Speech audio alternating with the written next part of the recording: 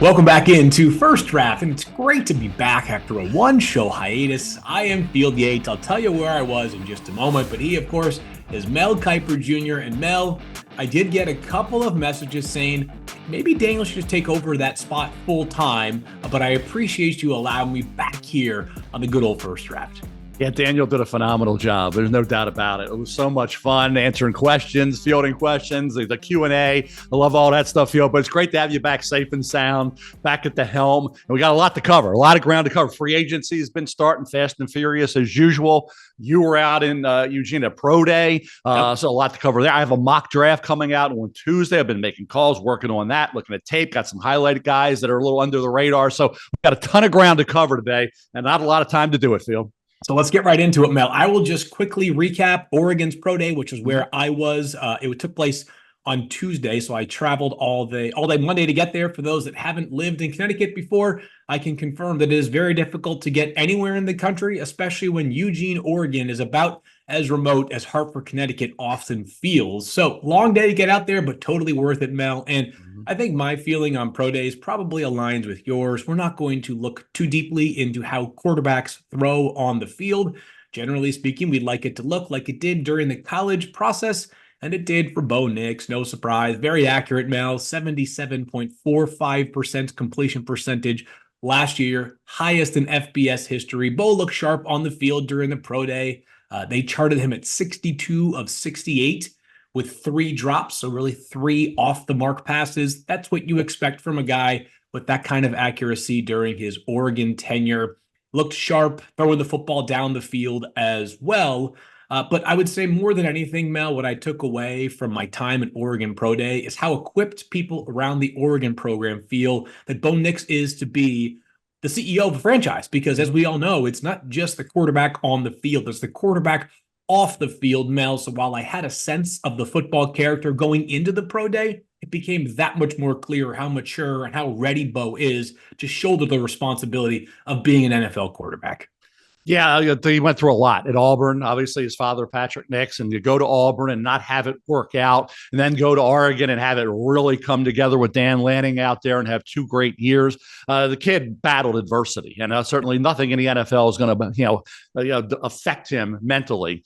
Physically, he has a good arm, not a great one, and I don't think air has ever produced a first-round draft choice. So I'm not going to get excited about Pro Days, Field, for quarterbacks. But basically, I think it's getting to know the kids, be around players and being around coaches and get the feel for what they think. As you said, is he the CEO? Is he the alpha? Is he the leader? Is he a guy that galvanizes? Is he a guy that everybody gravitates to? All those things intangible wise that are critical for a quarterback beyond out there, shooting hoops against air, basically, Right. So I can look pretty good out there too, but I'm not an NBA prospect. But you give me nobody guarding me. I can hit a few threes. Yeah, I know you can, Mel. And air it out a little bit. But the bottom line is, Field, we have to kind of sift through Pro Days and how much do you factor them in? How much do you let it affect where you think a player will go? And I'll ask you this. Where do you feel come April 25th, 26th, 27th, particularly 25th, 26th, because that's day 1 and day 2. Where do you feel right now Bo Nix is going to come off the board? How high could he go? And, how did you affect your rating based on the Pro Day? All right, so I'm going to timestamp this because, as we all know, during free agency, things can happen really fast. It's 10:49 a.m. Eastern time on Thursday, March 14th. I think the beginning range for Bo Nix is as early as pick 12, Mel, because it goes back to something that we have discussed many times over with the Denver Broncos. Right now, they have no quarterback other than Jarrett Stidham, who's a viable starting option on their roster, and they have no second-round pick. And if you look around the NFL right now, if you canvass the remaining options available via trade or free agency, it's slim pickings, right? Justin Fields trade has still not happened. I don't know if that's likely for Denver or not. Jimmy Garoppolo's a free agent now, but other than that, we're talking about quarterbacks that are imperfect options to say the least and might not even represent upgrades over what the Broncos viewed Jarrett Stidham as. So that's why I think that Bo Nix has the range to begin as early as pick 12 overall. I did not update my top 50 with any notable change for Bo Nix. He was 42 on the big board going into the Pro Day, Mel. I'm going to hold steady right there on Bo Nix. A lot to like about the player, no two ways about it. But I can't tell you that going 62 for 68 during a Pro Day really influences my top 50 rankings. No, we've seen overdrafting of quarterbacks, and I'm with you. I think you got to put a number on those players. I haven't finalized that yet, but he's going to be in those 30s for me. You're in the 40s for you. To me, if you're talking about the first round, you're getting into the Christian Ponder, EJ Manuel deal. Kenny Pickett went 20th. Like we say with Bo Nix, how good can he be? Kenny Pickett's almost being kicked to the curb now by Russell Wilson. Well, there's going to be competition. I don't get that. We'll get to that in a second. I understand the reason for doing it, but you've got a 24-year-old quarterback. Remember, Kenny Pickett was 24, I believe, when he came out of Pitt. Very similar situation to Bo Nix. Okay. Guy that I know, Mark Whipple loved. Mark Whipple is a heck of a quarterback coach, worked with Ben Roethlisberger, did all those great things. Love Kenny Pickett. Kenny Pickett showed pretty well with the Steelers. Okay. Look at it. He won a lot of games. He had a winning record both years. He got hurt. He had this year. He had a couple, even as a rookie, a couple great drives late to win games. So he did some things to, I think, show that coaching staff, hey, I could be the guy, but he didn't do enough in a division with Lamar Jackson, Joe Burrow, Deshaun Watson in the AFC with Mahomes and Allen and all the great ones, right? To say, I can't be the fourth team in the division with a quarterback that's not going to excite the masses. We think he could be good, but we're not sure. Yeah. And we need to maybe not just hit a single double. We got to hit a home run. And if Russell Wilson and McKee kind of recreate and get him back to those Seattle glory days, then I agree with the move. But I want it's going to be interesting dynamic to see how Pickett and Wilson fare in terms of this a competition. Is it a battle? What happens? It's going to be really fascinating to see how this all plays out. Yeah, we'll revisit that one in just a little bit more, just to clean up some thoughts on the Oregon Pro Day, Mel. I mentioned, I think I've kind of stated my case on Bo Nix. I do think, and whether this is the right way for teams to evaluate players or not, I do think the next 6 weeks will be very favorable to Bo Nix during the pre-draft process when he's meeting with coaches who will be blown away by his football intellect. I mean, he's incredibly bright. He talked about how maybe his greatest strength is his processing, and coaches, scouts that were there agreed with Bo's assessment of that processing ability. So I do think he will have the chance to woo teams during private meetings and pre-draft visits. And it won't surprise me if there are people that are enamored by Bo Nix. But in terms of what I've been able to see on the tape, my assessment of him stays stagnant. Player 42 for now, could certainly adjust a few spots over the next 6 weeks before the draft. I'll tell you, I'll finish it off with this. If Will Levis is a second round pick, there's no way Bo Nix can be a first round pick. I mean, there's no way. I mean, it's not even close. So, I mean, so if you're going to push Will Levis into the second round, I was one of my top 5-6 players in the draft. Bo Nix even close to that. Bo Nix goes in the first round. It goes against everything that my rating, and I could be wrong. We could be wrong on this. Bo Nix could end up being a Kirk Cousins type quarterback in the NFL. We thought Kenny Pickett maybe could. We don't know that yet. That's kind of where we think some of these quarterbacks can get to. We always talk about Kirk as that guy. We're all looking to Kirk Cousins as that guy maybe they can become. But in terms of Bo Nix, I'm with you. I do not feel that he's a first-round quarterback. We'll see come late April if he is. I got a mock coming out on Tuesday. A lot of calls to make. We'll see if guys concur with the projections or feel he's a 1 or a 2. We'll see what happens. I can't wait to see how that one shakes out next week. A few last thoughts from the Oregon Pro Day.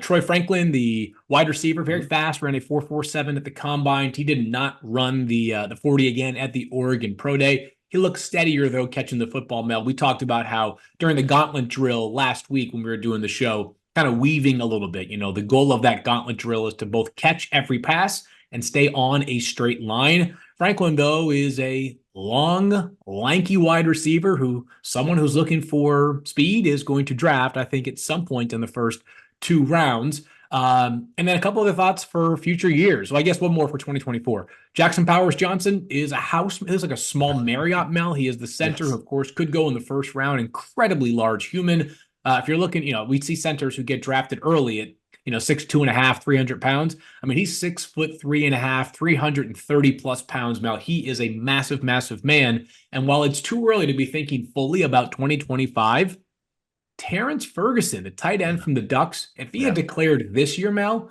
I think he might have had a chance to be the second tight end drafted. He had an unbelievable workout on the field as Bo was throwing to guys both draft eligible and not draft eligible. He caught everything. He is big, he's smooth, he's athletic. So file that name away for the 2025 draft class. Terrence Ferguson, a big, imposing tight end at Oregon, hails from the Denver area. Absolutely impressive looking young man. So let's get to the free agency stuff now, Mel. Let's go back to where you were just discussing. And that's Russell Wilson and the Steelers. Your thoughts? So it's a 1-year deal, Mel. I guess it technically hasn't been processed with the league because Russell wasn't officially released until late last night by the Broncos, but we know it's happening. He's already posted videos on social media about it. And Russell Wilson signs a 1-year minimum contract deal with the Steelers, Mel. So just to sort of expand your thoughts on what you say. Couple things. I think the pressure that they feel to get closer to Lamar and Burrow. And of course, Watson, we got to see, can he recreate what we saw in Houston? He hasn't done it yet. Okay. So right now they feel like, okay, we can catch Cleveland in terms of the quarterback with Russell Wilson. We're trying to do the same thing they're doing in Cleveland with Watson. We're going to try to do with Russell, right? He's going to be with 36 years of age. It comes to the Steelers and a team that I think felt like Kenny Pickett is going to be maybe a good quarterback. We've seen some glimpses of some really good stuff with Kenny, but I don't have a problem in the league the way it is right now. The most important position in sports is quarterback in the NFL. In the AFC, it's not just the division, it's the league, it's the AFC in general. You got to try to take every chance of that. If Russell's the guy, great. If Kenny's the guy, great. Getting options when you get him that cheap field and Denver's paying the majority of it, it's like Billy Beane said, hey, yeah, they're paying, the Yankees are paying you to play against them. All right. Remember that whole story of Moneyball? And that's what we're talking about here. Denver's paying you to play against them, maybe, right? So the bottom line is for Russell Wilson, I don't have a problem with that. I just feel like, do we know for sure right now going in that he's going to be the guy? No, we don't. We got to see if he can evolve into that Russell Wilson that had all those great moments and should have won a couple Super Bowls, won one, should have won two in Seattle, right? We'll see. But I think the pressure on all those teams feel that aren't where those other teams are at quarterback, and we know who they are, that the pressure to get to close that gap is immense. And if you can't close that gap, you have no shot. So I'm saying to you, Field, you put Kenny Pickett, they're the fourth team in the division. Don't have much of a shot, right? Right. Russell Wilson, they're still fourth, but maybe they're third. They're not going to get to one or two, but they close the gap a little bit more. So it's going to be really interesting to see if with Arthur Smith, new coordinator, right? And they're going to get some players around the quarterback coming in. Then all of a sudden now, can Wilson or Pickett be the guy to get the Steelers where they want to go? I don't have a problem with it. The money, the fact that you got to keep bringing in option after option. If this one fails or he's not good enough, bring somebody else in to compete. I had no issue with that. I thought, though, I didn't see when I looked at it initially, I didn't see Russell Wilson as a Steeler. But after thinking about it over the last 6-7 days, I get it. I mean, it's basically a no-risk move, right? Now, the financials are such that there's no real downside to this Russell Wilson signing for the Steelers. So I guess it's a matter of what prism you view this through. Through the simple prism of, is it worth it to pay him a minimum salary to bring him in and compete for the job, which the Steelers have been very clear it's going to be a competition. There's nothing wrong with it. When we take a bigger step back, though, Mel, and think about it from like a more macro perspective, a Steelers franchise whose standard is not being good, they want to win Super Bowls, right? They're tied with the Patriots and the 49ers for the most of any franchise in NFL history with 6. They want to get to number 7 for Super Bowls. They've lost 5 straight playoff games, have the Pittsburgh Steelers. Now, it's important to get there, too, and they do that consistently. They've never had a losing season under Mike Tomlin's watch. That's incredibly impressive.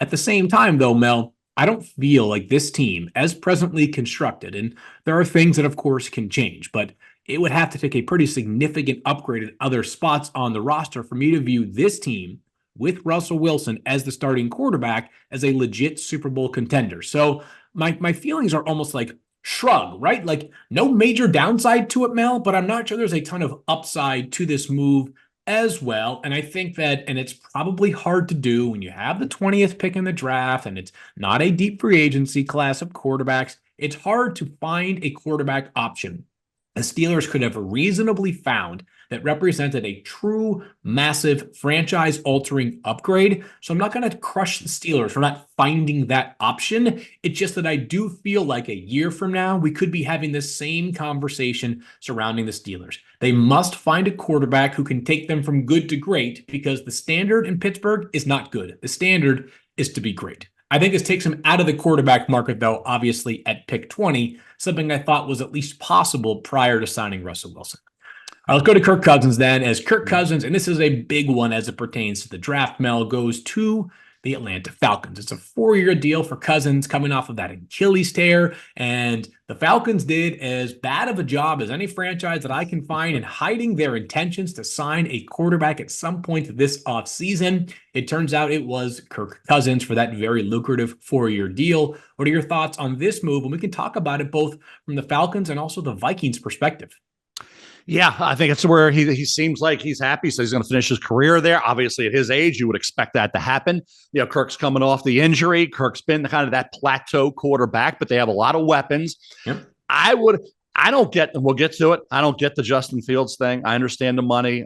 Justin Fields to me is going to be somebody's going to forget stealing, grand larceny, whatever. It's going to be ridiculous getting Justin Fields for whatever draft choice you have to give up for Justin Fields. I don't get that one, Field. All I'm saying is for Kirk, I understand when you have the weapons they do and you have a quarterback issue and you have a division with Derek Carr, kind of a plateau quarterback, right? Yep. Carolina doesn't know what they have with Bryce Young. Baker Mayfield, kind of that same kind of guy, right? So now all of a sudden you feel with Kirk, you know, what can you be there? What can you be? Can you Desmond Ridder? You had Heineke. It didn't work out. Bottom line is, since Matt Ryan hadn't gotten it done, so now you get that Kirk Cousins. Hopefully, you can get a couple of years out of him with the weapons around him, distribute the ball accurately, as you say, make good decisions, and they'll turn it over. And all of a sudden, now we can add a pass rusher. We can improve that defense, cornerback spot. Add some pieces on the defensive side with Bijan, with Pitts, with London and company. Mooney coming in, who had a really good start to his career, then kind of fizzled. He's got talent, though. I think that was a nice under the radar free agent acquisition for the Atlanta Falcons. So I have no issue with Kirk Cousins coming here. Now I want to say, is that Sam Darnold in Minnesota?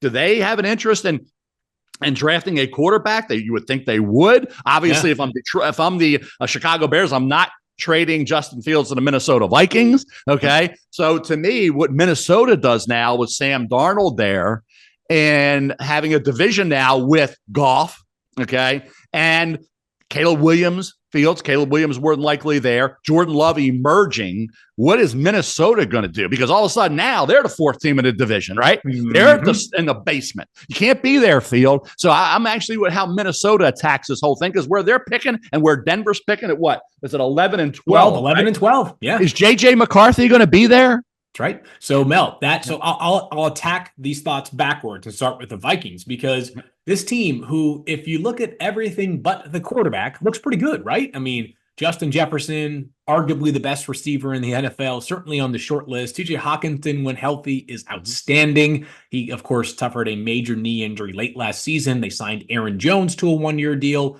An excellent dynamic playmaker out of the backfield. They've got terrific tackles, right? I mean, Christian Darrisaw, what a home run pick that was a few years ago. Brian O'Neill, same deal. Capable offensive line. There's a lot to like offensively that you sort of figure if you put a quarterback that's reasonable in there, this offense can kind of keep the train rolling. And but that being said, Kirk Cousins was a vital part of Minnesota's success the past few years for a reason. He's a very good player. Replacing him is not going to be easy. And the Vikings, despite the fact that they signed Sam Darnold, now all of a sudden feel like the newest, most obvious entrant into the quarterback sweepstakes this upcoming draft. They pick number 11, as you just mentioned, and Sam's contract, 1 year, $10 million. So, whatever, reasonable money, the kind of money that says it's not a guarantee he is the long-term answer. As a matter of fact, if we acquire a young quarterback, it's also not a guarantee that he has the job for the full season. He's only 26 years old, Mel, but obviously opinions vary on what Sam Darnold is and can become. But this Minnesota Vikings team, who has been unafraid to be aggressive under this regime, might all of a sudden be the new landing spot for one of those top 5 quarterbacks. And I feel like Minnesota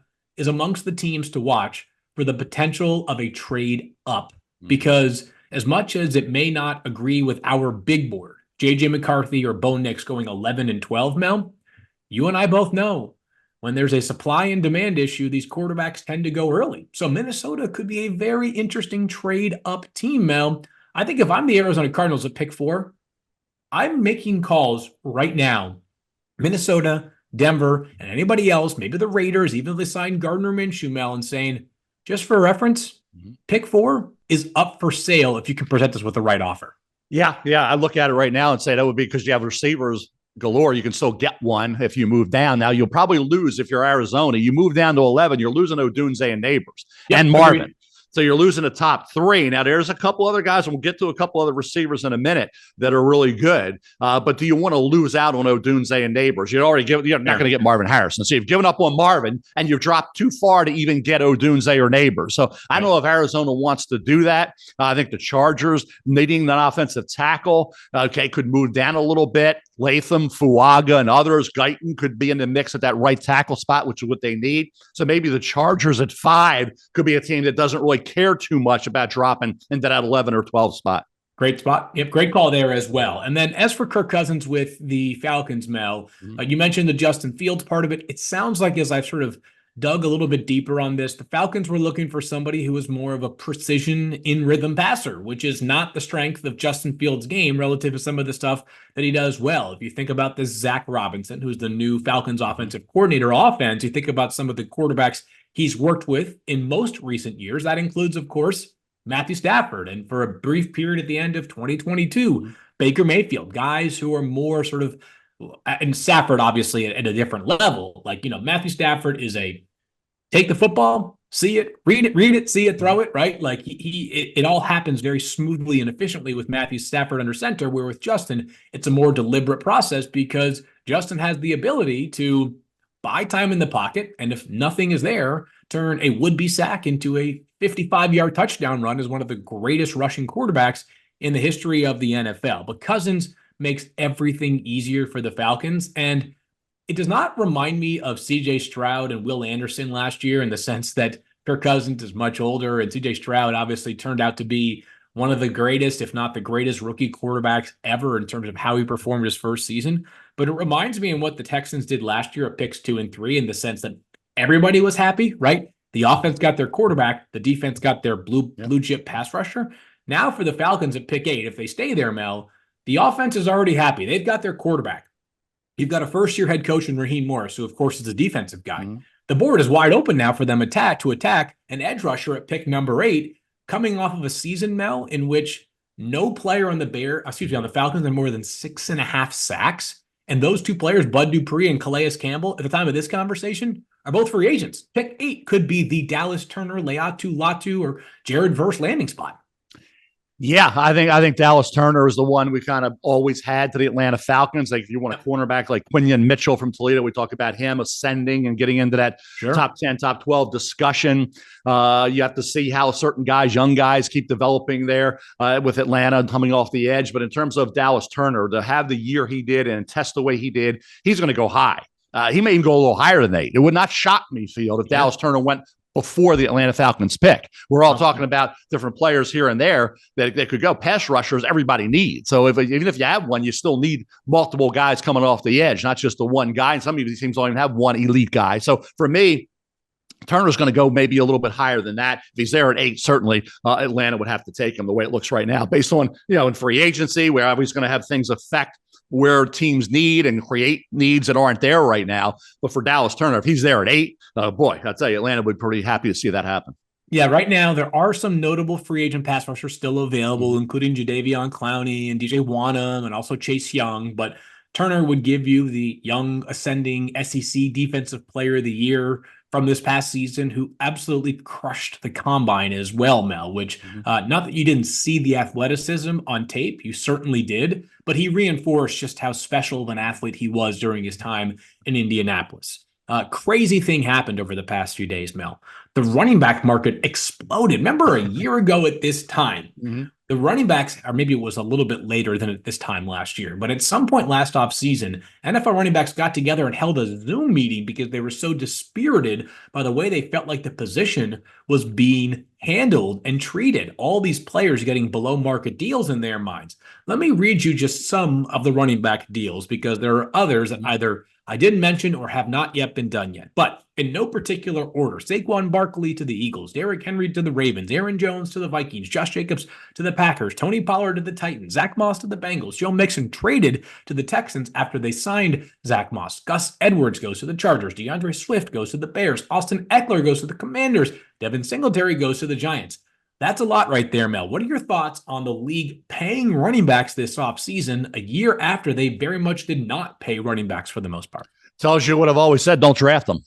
Don't draft them early. Don't draft them in the first round. Yeah. I mean, just don't. I mean, you just mentioned a couple guys. Josh Jacobs was a first round draft choice to the Raiders. He's gone. Saquon Barkley, you could have Josh Allen, right? Saquon Barkley, gone to the Philadelphia Eagles team right in your division now, and he's still in the prime of his career.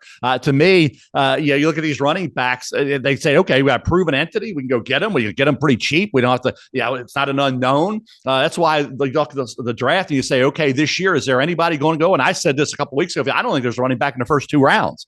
So, you get to the 3rd round is when a Jonathan Brooks from Texas coming off the ACL, right? In November 11th, he had the ACL against TCU. Jonathan Brooks would have been a 2nd rounder. Now he's maybe a 3rd rounder, right? Trey Benson, your guy from Florida State, like him, right? I like Jalen Wright at Tennessee as a 3rd, 4th rounder. So it's really late day 2, early day 3 where we're going to have maybe a little bit of a run on backs. So if, again, you're getting proven entities, all these guys are really good. They fit Derrick Henry in Baltimore, what they want to do. And Derrick Henry had success against the Ravens. Teams usually go to guys that were good against them. We see that in free agency all the time. Field, they hit us, they beat us, they hurt us. Let's go get that guy. All right. So that's what we're seeing happen. But I have no issue with these proven running backs. I mean, Aaron Jones didn't want to take the cut. He leaves Green Bay, goes to Minnesota, right? Minnesota gets Jacobs. It's like this revolving door now. They're moving all over, which is great. It's fun to see. But these running backs, are they with the team that drafted them? No, they moved on. Singletary goes to his old coach. Brian Daboll was there in Buffalo with him, right? Yeah. So all familiarity reigns supreme. Obviously, getting guys who still have a lot of tread on the tires left, it makes sense to me. I have no issue with that, but it just tells you, it screams, don't draft the running back in round 1. It does, Mel. It reminds us why there are great perils to doing exactly that. I had a couple other thoughts, though. One, I was stunned by it, truthfully. I really was. I mean, teams that I definitely did not expect to pay big at running back did. I mean, the Philadelphia Eagles have been notoriously resourceful at this running back spot, right? They traded for DeAndre Swift for a bag of potato chips at last year's draft. And Miles Sanders was a 2. Yeah. Miles Sanders, 2nd round pick, who they got great utility out of. He had 1,000+ rushing yards during his final season before parlaying that into a deal with the Panthers that has aged, poorly through one season, to be clear. There are other teams that I was surprised would be willing to pay this amount of money. My thoughts on it, Mel, are twofold, though, in terms of what it's telling us. One is the obvious, which is that this running back class is not great. You just laid it out, even though there are a handful of players that I certainly could make the case for in this running back class. Here's the part that I think about, Mel, and this might be too much of a reach. Maybe, maybe not. I don't know exactly how to feel about it.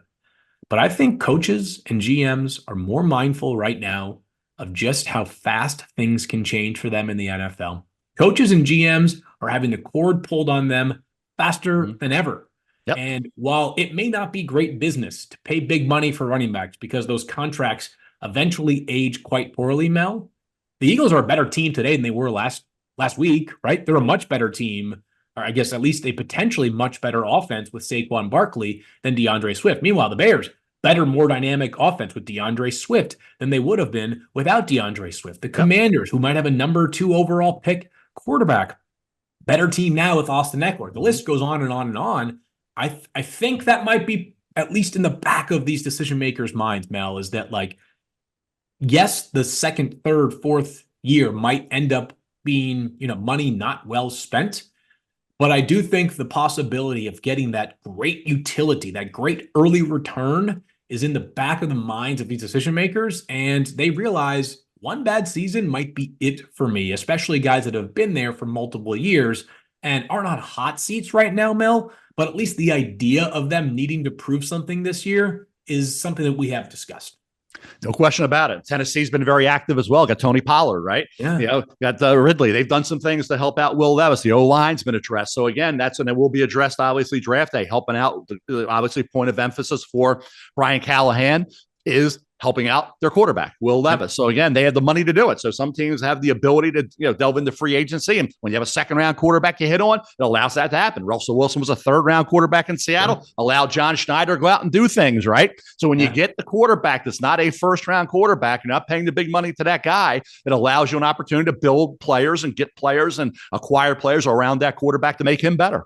All right. So is there anything else from free agency that you wanted to mention before we get into some spotlight players, Mel? Because When I think about the first draft, obviously we love talking about all things, but spotlight players, this section is always one of my favorites, Mel, because there are guys who we're going to talk about a ton between now and April 25th or 27th. And then there are guys who we may not mention again after this podcast, Mel, and they might not even be drafted, but they deserve just a little bit of attention. So we're each going to rifle through a handful. And then I think you said you had a bone to pick with me as well, which you can do at the end. Maybe. I don't know. I'm going to wait and see where you have the adjusted ratings after all your travels and all your tape evaluations. We'll get that in a second. Right. Okay. All right. So let's do spotlight players. Mel, why don't you start things off here with some guys that have caught your attention for one reason or another in recent views, recent days, recent conversations, you name it. All right, let's just jump right into it. I'll go right into it, Field. Xavier Worthy. And it's not an under the radar. It's not anybody, but Xavier Worthy from Texas runs that 4.21, 41 vertical, 5'11 and a quarter, 165. We talked about Devontae Smith's 166, Deshaun Jackson 169. So he had the broken hand in 2022. That's why he had some drops, right? Had the great first year with 62 catches, 16 or average, 12 touchdowns in 2021. Great year this past year. Punt returner supreme, does all those great things tremendously well. Look at what he did against, game after game, phenomenal game, even as a freshman, a true freshman. What's he? An 18-year-old true freshman. I got it right here, Phil. This is what impresses me. Right out of high school, 18-year-old true freshman, 2021. Kansas, he had 14 catches, 152, 3 touchdowns. Oklahoma, 9 for 261, 2 touchdowns. Texas Tech, 5 for 103 touchdowns as an 18-year-old freshman. Then the broken hand. Then the great year this past year. I'll tell you what, I went back and I looked at some games. I had tape from the field. He's near the sideline. And instead of trying to get out of bounds ASAP to avoid a hit, he's coming back and he's going right into the defensive back, right? He is a physical 165. He is not a track guy playing football. His speed translates to the field very well. I look at him and I say, boy, Brian Thomas Jr., LSU, Xavier Worthy. When we get past Marvin Harrison Jr., Romo Dunze, and Malik Neighbors, who's wide receiver 4? Why isn't it Xavier Worthy from Texas? Why isn't it? Now, if it is, I'm going to have my new ratings board coming out tomorrow. He's got to be 11, 12, 13, 14 on the ratings board. Got to be for me if I'm talking about him in that stratosphere. So I'm going to put him 11, 12, 13, 14 on the big board field. Where do you have him right now, pal? Is this the bone you're going to pick? Because we have a big disagreement, it seems like. All right. He was 40 or 41. I believe 41 in the most recent top 50, which is not that old now. So this was after the combine. Everything you said is fair. My biggest question with Xavier Worthy is how is he going to be able to handle when guys get physical with him? And I know what you're going to tell me. Move him around. Get him in what he can't catch, right? Move him around.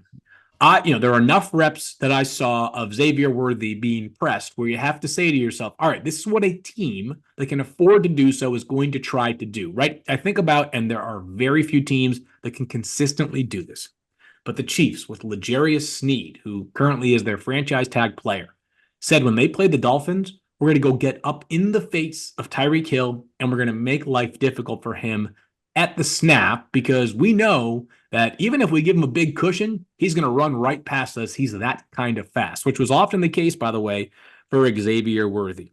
I think Xavier Worthy is going to go much higher than my rating. I'm conceding as much. When the Steelers traded Deontay Johnson, I followed up on Twitter and mentioned 3 receivers that should be on their radar at pick 20 if any of them are there. Brian Thomas Jr., A.D. Mitchell, Xavier Worthy. I just don't see a ton of history that tells us 165 pounds at, under 6 feet tall is the archetype for a number 1 wide receiver in an offense. So if Xavier Worthy goes somewhere where he is not asked to be the number 1, I think he'll have a very successful start to his career. I just have a harder time, especially when there are guys who I think can go somewhere and become a number 1 sooner in their career than Xavier Worthy can become a number 1 in his career. Yeah, the one thing that I think was the key for me, Phil, I went back and I looked at Devontae and the comments that were made about Devontae. And Jalen Hurts made some comments about Devontae. He was with him in Alabama. This kid is tough. He's a baller. And when you hear what they say about Sark says about Xavier Worthy and players say about Xavier Worthy, same type of thing. So you can't be 165 and be meek and just be a track guy playing football because you can. But, he loves the physicality of the game. He's 20 years old. He turns 21 on April 17th. This is a kid who can fly. He's a football player. He's a return man, jet sweeps, all the different things you can do with him, getting him in motion, getting him in space. It's a space game. So for me, I think we'll see how it all pans out come draft day. I think when I do the mock 3.0 for Tuesday, I'm going to kind of try to find a spot for Worthy in that, let's say, 15 to 23 range, right? In that area is where I think he comes off the board. I tell you what, though, Mel, I'm with you that he's going to go earlier than I expected. Pick 41. One thing that must not be forgotten right now, though, is that if 5 quarterbacks end up going early in the first round, and you think, and I think, at least 4 are going in the first 12 picks. Would you agree with that? And without spoiling the mock? No, 1,000%. Okay, so we agree there. If a 5th sneaks in there as well, somebody's going to start to drop, right? Because we think these offensive tackles are going early. We know those 3 receivers are going early. Do we think there are 2 corners that could go very early, and Terry and Arnold, and also Quinyon Mitchell? At some point, we're going to see a couple of players slide down a few slots. And the question is, does it become players that play positions? And I'm sorry to do this again. Is it a Brock Bowers who drops, maybe he's the 8th best player on our board who drops to 15 or 16, right? Is it one of these wide receivers who might be a top 18 player on our board who goes at 23, 24. So I understand that everybody sees it differently, but I do think there's a chance that a couple of players that a lot of us see similarly at the top are going to have a mini slide relative to where a big board would rank them. But I do love Xavier Worthy. And the cushion that he creates for defenses is it's laughable. It's just ridiculous what defenses try to account for his speed, Mel, and they usually did so unsuccessfully at the college level. So who else is on your spotlight players for this week? I'm going to go to a kid who was not invited to the combine. And I think non-combine guys for you today. A lot of non-combine guys. That's kind of the theme. It's been some guys that were missed. We had a couple last week. Remember Mallory from Arizona State, defensive tackle, like him. But I think when you look at wide receiver position, we said it's going to be 6, 7 in the first round, right? 8 that have first round grades potentially. Then you get into the second round. You got 6, 7 more to have second, late front. So again, you're talking about right there, 14 wide receivers in the first 2 rounds. Then you get another 6 or 7 in the third. I got 27 with 4 round grades inside of 4 round grades. So now somebody's getting lost in the shuffle, right? 100%. You're like the 30 wide receivers. There's going to be so many differences of opinion on these guys' field. They're all a little different in terms of their body types and how they played and how they evolved. Some didn't even get invited to the combine, like Tejan Palmer. Ooh. Here's a kid at UAB. Okay, 6'2", 210-pounder. Long arms. I love length because you can go get that ball that the shorter arm receiver couldn't. Still developing like that. Okay, like that aspect because he came out of Snow Junior College where he was an impactful player right away. First year he had 22 catches, went from 22 to 32, but he went from a 12-yard average to a 22-yard average, 5 touchdowns to 11 touchdowns. That was at Snow Junior College. Comes into UAB, develops. Talk about 2022, 30 catches, had a huge game against Texas San Antonio after only having 6 catches in 2021. This past year, it kind of all comes together, right? New staff, all the things coming in. 47 catches, 18-3 average, 7 touchdowns. What I liked about him, okay, think about contested grabs. With his size, his length, contested grabs go his way. Catch the ball away from his body. Notice that on tape with him. Like that. A little dangerous after the catch, right? You see burst with Tejan Palmer. I'm looking at a kid has not yet gotten to be the point where you say he's maxed out in terms of where he is. He's still developing, coaching, getting more experience, settling in as a 4th, 5th receiver early on. Okay. He may be on a practice squad. He may bounce around a little bit. He wasn't invited to the combine. Tejan Palmer, wide receiver UAB field, deserves to be, to me, if I'm an NFL GM, personnel director, I'm pounding the table for this kid in the 6th, 7th round. Okay, 6th, 7th round. Certainly is a priority free agent.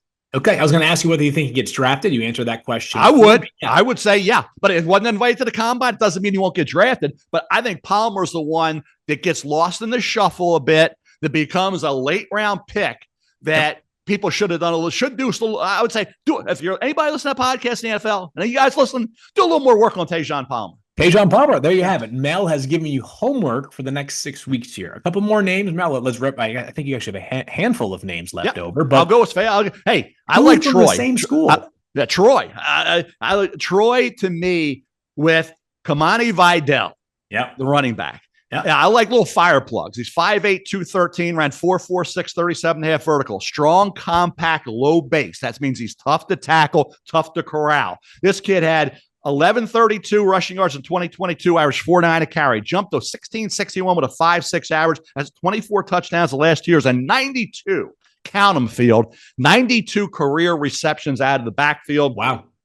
Kansas State, he had that 46-yard run against the Wildcats. App State, he had 26 carries, 233 yards. Like this kid is another. Running backs get lost in a shuffle too. They get pushed way down. I'm big on the day 3 running backs, even an undrafted free agent running back. You never know. Maybe he goes undrafted. Yep. Kamani Vidal from Troy. How about a corner? Last thing on him, Mel, too. What's that? Pass protection. Great strength of his game. And if you're trying to find a running back late in the draft that can get on the field early, pass protection is a great way to do so. Vidal, who, by the way, had the most rushing yards of any player in this year's draft class this past season, can really pass protect him. Yeah, I think Summerall, the former coach there, I believe he said he's the best pass protecting, blocking running back he'd ever coached. Correct. Yep. And, so, Summerall was former linebacker Kentucky. So this guy knows. Summerall knows. So you're right. I saw that comment, and it is Reddy Stewart is the defensive back. There we go. Reddy Stewart had 7 interceptions the last 2 years. Love the playmaking ability and the ball skills. Played slot and outside, 15 pass breakups as well the last 2 years. Hard worker, instinctive experience, right? Anticipation, awareness, opportunistic. It's all my notes when I watch this kid play. Yep. I think Reddy Stewart, another non-combine, not invited to the combine. Yeah. I liked what I saw as a late round guy. I think he's got his chance. Now I'm going to go to a receiver field that is, to me, if he gets past the 4th, 5th round, I would be surprised. So I'm going to be, when we're on sitting outside somewhere in Detroit in day 3, and I'm watching you and Matt and all the guys and Lewis, and you're all doing your thing, I'm going to be waiting for my guy Anthony Gould to come off the board. Anthony Gould from Oregon State. Okay, 5'8.5", 175, strong compound, 4.39. Okay, he had a 39.5 vertical. His 10-yard time was the exact same 10-yard time as who Field? Xavier Worthy. That? Is that right? All right. Yeah. You talk about a guy. I talked about Xavier, the reverses, the jet sweeps, all that. Punt return ability. In 2022, he averaged 18.3 on 14 returns with 2 touchdowns. This past year, 16.1 average. Okay, on 7 returns. Huge games against San Diego State, Cal, UCLA, and Oregon. Went from 27 catches to 44, 17-yard average in 2022, 16.3 this past year. I like, and I've always called them diminutive dynamos. Anthony Gould, Oregon State, punt returner, receiver, heck of a football player. Played with multiple quarterbacks there. Still didn't affect him. He was out there making plays. Dadrian Taylor Demerson. Yeah, here we go. Texas. Here's your guy. 4.4, 138 vertical. Who cares? What kind of player is he, right? Dadrian is impactful. Running back in high school in Oklahoma City, right? That's right. He was a running back. He had 1365 in 2018, 1977 and 27. That's a ton of rushing yards in 2 years. He had 66 rushing touchdowns.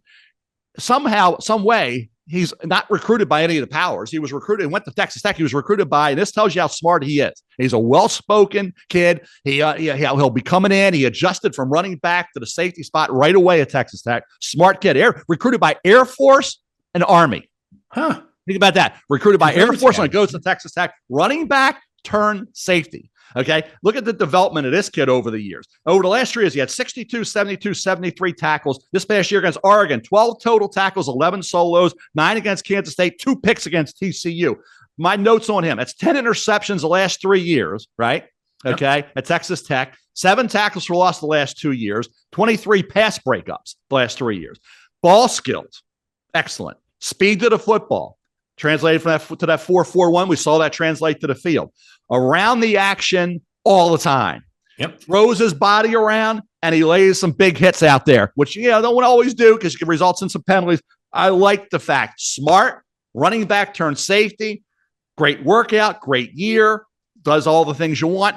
I right now think, what do you think? 3rd, 4th, 5th round area? I'll define it a little more as we move forward, but he's got to be late day 2, early to mid day 3 at the worst. That's where I said, Mel. I had him as a 4th round safety in my most recent update of my overall big board, which I don't know that I will ever have on ESPN.com. It might eventually make it there, but for now, it's the thing that I work off of on my computer here. 4th round was where I had him, Mel.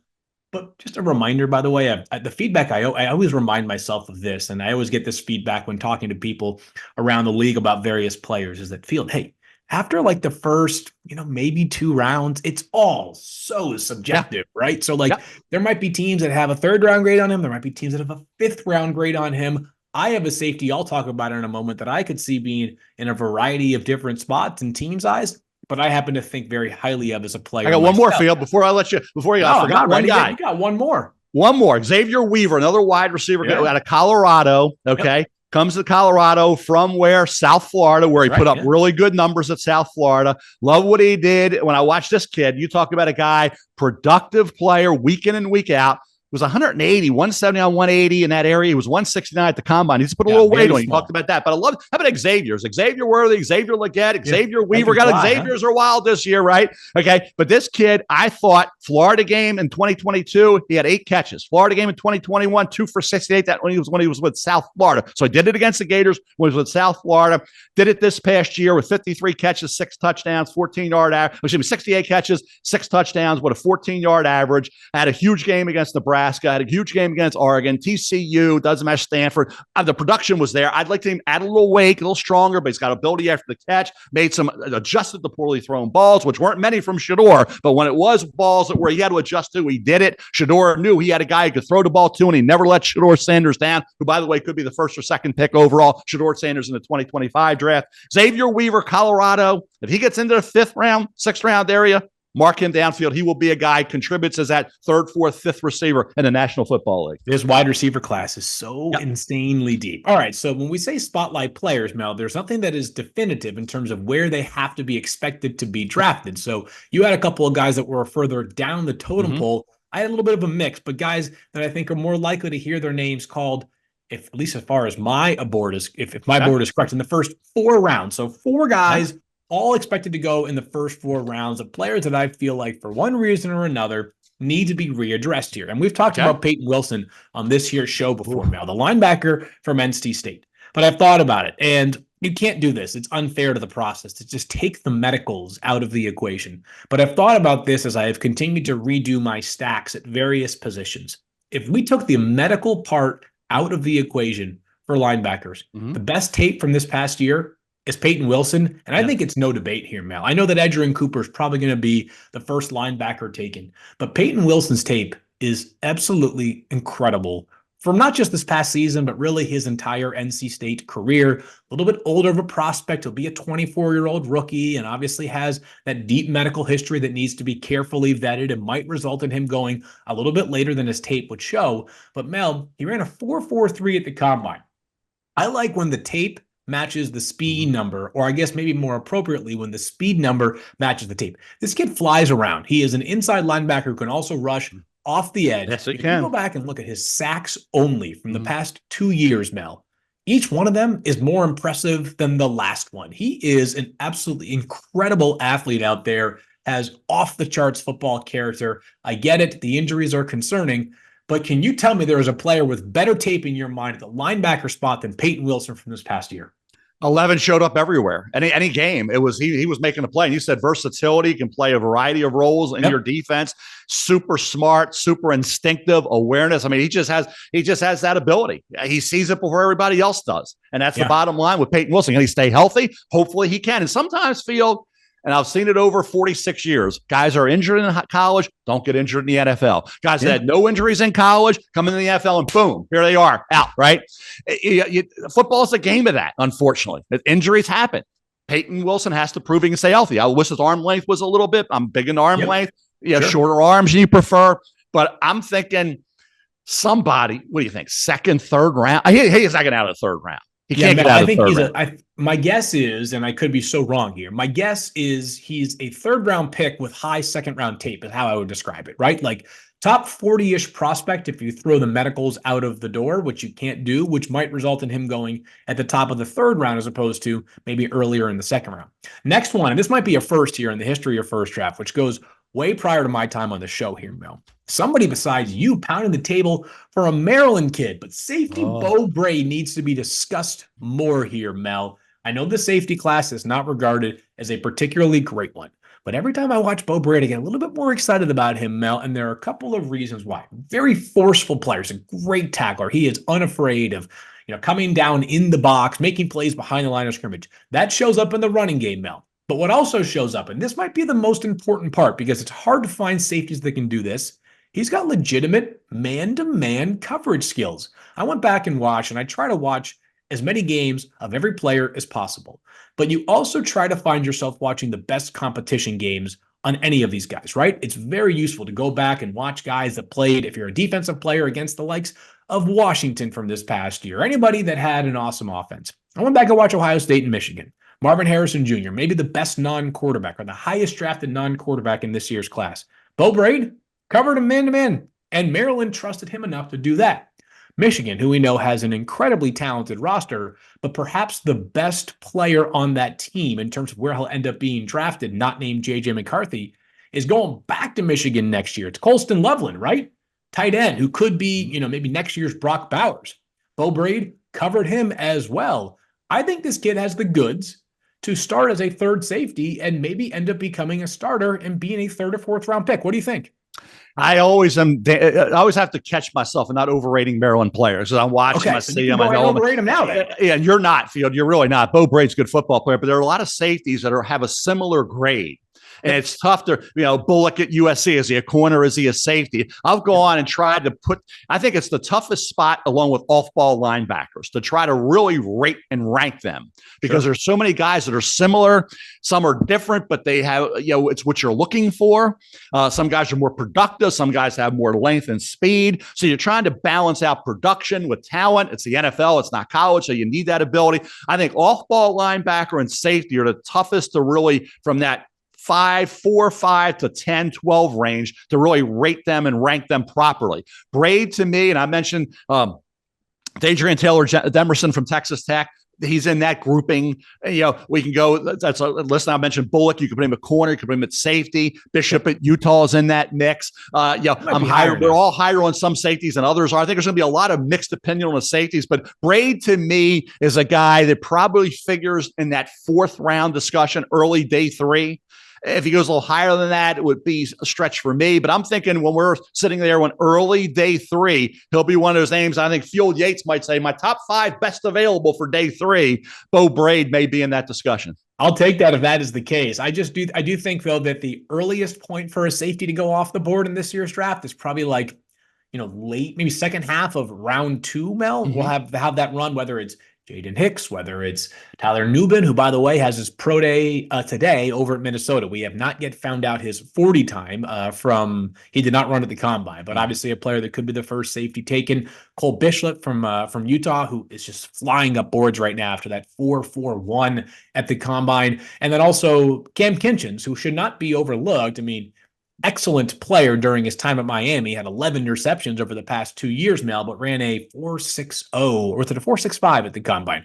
It was definitely at least a 4.60, which as a safety, not an ideal 40 time there. We remember that. We remember the hiccup against Georgia Tech with Cam Kinchins, and he didn't have some games where you just saw that on the field. The ability in terms of what we talked about in terms of speed and all that physicality and talent and all that. Bottom line is, kid has a knack for making plays. He is a playmaker, no question about that. But I think when you look at the safety spot and you say, okay, where are they going to start coming off the board? I'm with you on the second, third round area. But Cooper DeJean, if you want to put him as a safety, if he's a first round pick. Now you said who could get lost in the shuffle a little bit as a guy. You talk about a playmaker, talk about versatility, punt return skills, talent. I mean, if he gets in, and I think the Rams is where I think it's where I left. We're talking about the Rams at 19. Okay. Yep. I can see that. And some people were mocking him Field to Green Bay. If he gets down to Green Bay, I mean, this kid, I know people say, well, he hasn't worked out. He had the injury. Well, we know he's going to test well. We know that.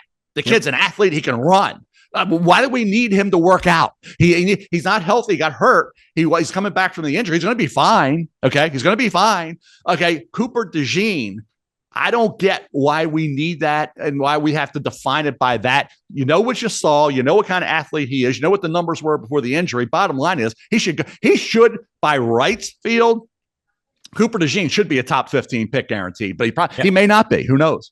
Yeah, he should be by in terms of talent. But you're right. Again, to the point of someone's going to slide in this draft. A few of those guys that are not sliding because of anything they've done, but rather other players at key positions going off fast and furious. Yes. All right. I think you maybe mentioned Tip Ryman in the past here on the show, Oh, Mel. you can block. Let's Yeah. do it one more time. Tip Ryman, tight end from Illinois. This Mm-hmm. guy might have had less receiving production in college than Antonio Gates. And Antonio Gates played basketball in college, Mel. That's how seldom he was used in this Illinois offense. He had 19 catches last year. If you watch the tape from Tip Ryman last year as a receiver, Mel, it's not going to do much to inspire a whole lot of confidence. But then you dig a little bit deeper. Best blocking tight end in the class, at least in my opinion, is Tip Ryman. He was 6'5", 271 pounds at the combine, Mel. 28 reps on the bench. You're on a 4.64 40 at 270 pounds. You don't find tight ends with that size and that speed. I think Tip Ryman's going to go a whole lot sooner than where if you just watched his tape from last year, you would have forecasted it in a mock draft.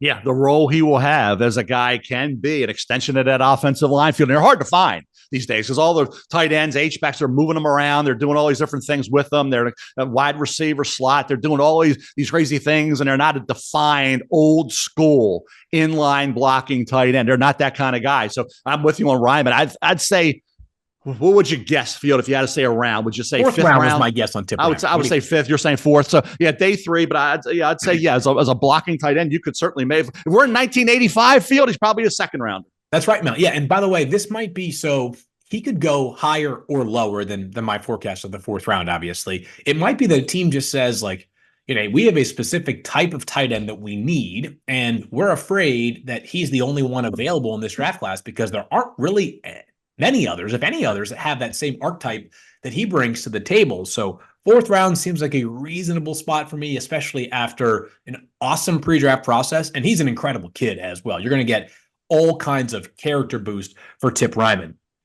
Last one, Mel. And it's only because he had his pro day this week. And only because I feel like he's the kind of guy that if you're looking for gaudy stats, not going to have it.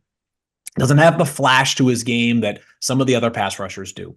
But we've been talking about him, I think, since like the first episode of First Draft for this season. It's Marshawn Kneeland from Western Michigan. Mm-hmm. Maybe the most powerful pass rusher in the entire draft. He's got these heavy hands, Mel. He is a maniac. Western Michigan obviously did not have a ton of talent this past year. They had him, though, and Braden Fisk a season ago together, and they were dynamic. But this past year, the way that they utilized Marshawn Kneeland was so fun to watch. He had an incredible combine and a couple of very important metrics. He ran just a 4.75, which was about what I expected given just how big of a man he is. But moreover, Mel, he had this great short shuttle and great three-cone drill. The quickness is legit for Marshawn Kneeland, who beat up on some bad competition on occasion out there. But man, when you're scouting guys at non-Power 5 schools, Mel, you want to find players that look like they don't belong for the right reasons. And I feel like Marshawn Kneeland did not belong. That guy could have been a star at a Power 5 school. I think he's a second-round pick. What do you think? I'll tell you what, he could be. I always go to Max Crosby out of Eastern Michigan. Max went with fourth round, and Max had the production and had everything you want, but then dropped to the fourth round. Does Kneeland get into the third round? I don't know. Second round, certainly possible. Field. Crosby dropped to the fourth round. But I think when you look at Braden Fisk, former teammate of Kneeland, right, went Western Michigan to Florida, say Braden Fisk is being discussed as a potential late one, early two. So late one. Now, I like the short arms that are concerned, but the bottom of the production, the intensity he plays with down after down, snap after snap, the fact that he did it at two different schools, he didn't have any drop off at Florida State. He was out there wreaking havoc. Braden Fisk nailed the process. Okay, from the end of the season until now, I wouldn't be shocked if he went inside of pick 35, 40. Okay, love that. I had him at 40 on the big board, the last update here, Mel. The only reason that I held back on making him a first-round pick, I guess there are two reasons. One, 297 pounds, right? So a smaller defensive tackle than we normally see go in the first round. He also is a bit older, right? I think he's going to be 24 as a rookie, which for some teams matters. For some positions, matters. Others, not quite as much. But every time I watch Braden Fisk, especially down the stretch, Mel, I mean, he's dominating. I think he had... Of his 6 sacks this past season, I think 5 of them came in the last 4 games, or maybe it was 4.5 in his last 5 games. But the bottom line was he finished with his hair on fire, and that prevailed all the way through the pre-draft process. Love watching him as well. All right, that was fun, Mel. That was a lot of names we mentioned right there. You know that?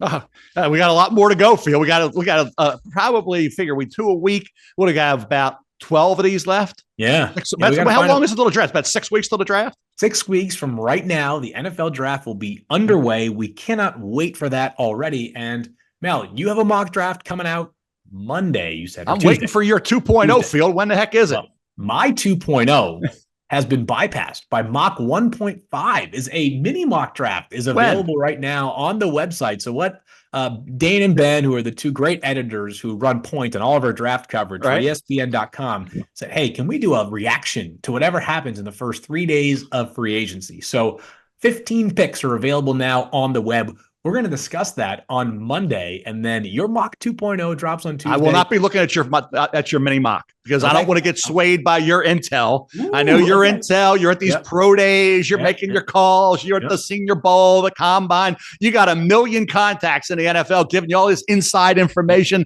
You know, don't give it away, Field, quite yet. Don't be talking about too much about my guy here. So I cannot look at your mini mock because I will let it affect me in some way if I'm kind of I can't. I will tell you this. I will look at it on Tuesday. Okay. When I'll look at Tuesday. I've already put it to bed. It's out. So Tuesday afternoon, when I'm doing all the shows, I'll take a look and see. Because I think, when are we doing a podcast Monday, right?